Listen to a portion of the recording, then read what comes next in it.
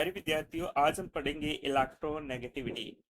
यानी कहने का मतलब विद्युत ऋणता से संबंधित की विद्युत ऋणता क्या होती है। आप सभी को पता है कि विद्युत ऋणता से संबंधित कोई भी प्रश्न आपको आए तो समझ से बाहर हो तो आप किस प्रकार से इसको सही कर सकते हो, या विद्युत ऋणित तो कौन सा जाता है, विद्युत ऋणता किसे कहते हैं। तो यहाँ पर इसकी पूरी जानकारी यहाँ पर देखने को मिलेगी। सबसे पहले हम देखेंगे जो आपके पास डेफिनेशन लिखी हुई है, tendency of an atom to attract a shared pair of electron in a covalent bond। यानी एक कोवेलेंट जो बॉन्ड होगा उसके अंदर क्या होता है, कोवेलेंट बॉन्ड के इलेक्ट्रॉनों को अपनी ओर अट्रैक्ट करने की जो टेंडेंसी होती है इसे हम क्या कहते हैं, इलेक्ट्रोनेगेटिविटी। कहने का साधारण मतलब ये है कि कोई भी जो एलिमेंट होता है वो क्या होते हैं, कोवेलेंट बॉन्ड के सारे इलेक्ट्रॉन को अपनी ओर आकर्षित करता है, इसी हम कहते हैं इलेक्ट्रोनेगेटिविटी। जैसे फॉर एग्जांपल हम समझते हैं, एक एग्जांपल लेते हैं।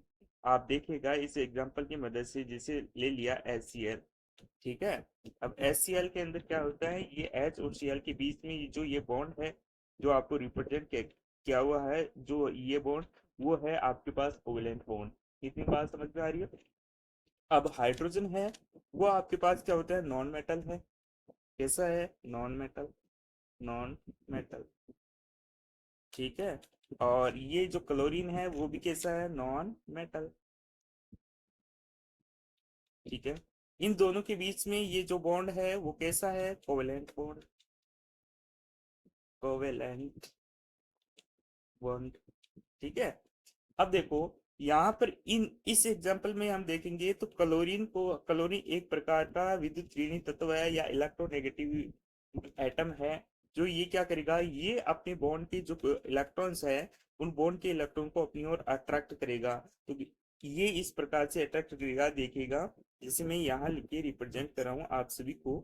देखिएगा, ध्यान दीजिएगा, ये कोवेलेंट बॉन्ड है तो ये अपनी ओर इस प्रकार से अट्रैक्ट करेगा।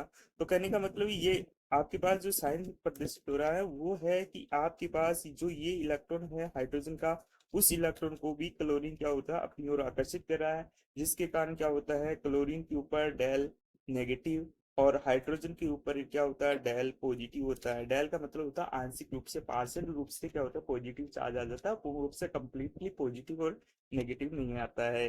इतनी बात आप सभी को पता होगी।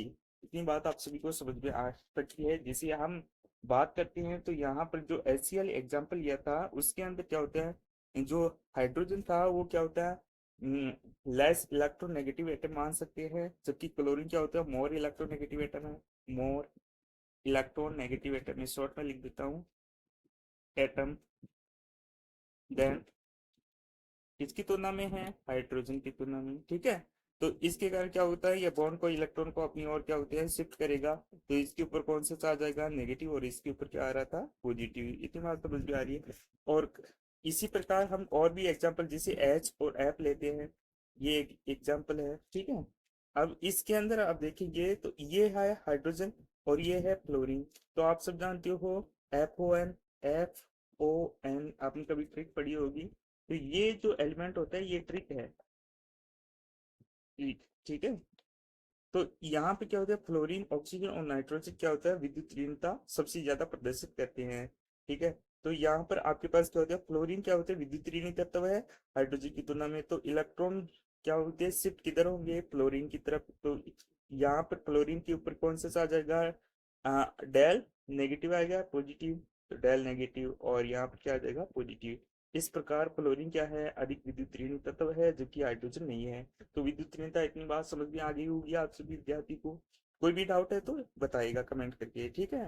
नेक्स्ट बात करते हैं आगे इसकी। तो ये जो इलेक्ट्रोनेगेटिव होता है या इलेक्ट्रोनेगेटिविटी होती है उसकी कोई भी यूनिट की हम बात करेंगे तो इसकी कोई यूनिट नहीं होती है, नो यूनिट नहीं होती है इसकी। ठीक है। क्या होती नहीं है, या ठीक है। इतनी बात समझ में आ रही होगी आप सभी को।